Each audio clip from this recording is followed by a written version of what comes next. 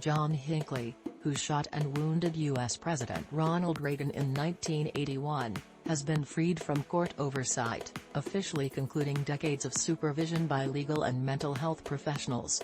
After 41 years 2 months and 15 days, freedom at last! He wrote on Twitter shortly after noon on Wednesday. The lifting of all restrictions had been expected since late September. U.S. District Court Judge Paul L. Friedman in Washington had said he would free Hinckley on 15 June if he continued to remain mentally stable in the community in Virginia where he has lived since 2016. Hinckley, who was acquitted of trying to kill the then U.S. president by reason of insanity, spent the decades before that in a Washington mental hospital. Hinckley has gained nearly 30,000 followers on Twitter and YouTube in recent months as the judge loosened Hinckley's restrictions before fully lifting all of them.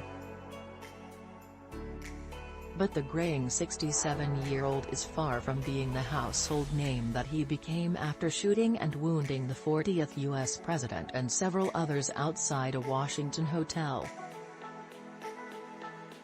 Today, historians say Hinckley is at best a question on a quiz show and someone who unintentionally helped build the Reagan legend and inspire a push for stricter gun control.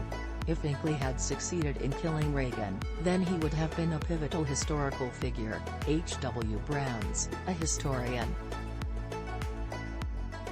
As it is, he is a misguided soul whom history has already forgotten. Barbara Perry, a professor and director of presidential studies at the University of Virginia's Miller Center, said that Hinckley would be maybe a Jeopardy question.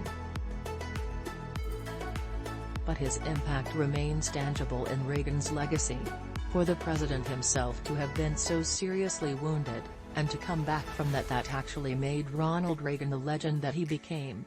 Like the movie hero that he was, Perry said.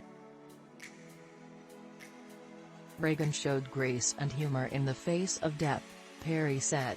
After being shot, the president told emergency room doctors that he hoped they were all Republicans. He later joked to his wife Nancy that he was sorry he forgot to duck. When the president first spoke to Congress after the shooting, he looked just a little bit thinner, but he's still the robust cowboy that is Ronald Reagan, Perry said. The assassination attempt paralyzed Reagan Press Secretary James Brady, who died in 2014. In 1993, President Bill Clinton signed into law the Brady Bill, which required a 5-day waiting period for handgun purchases and background checks of prospective buyers.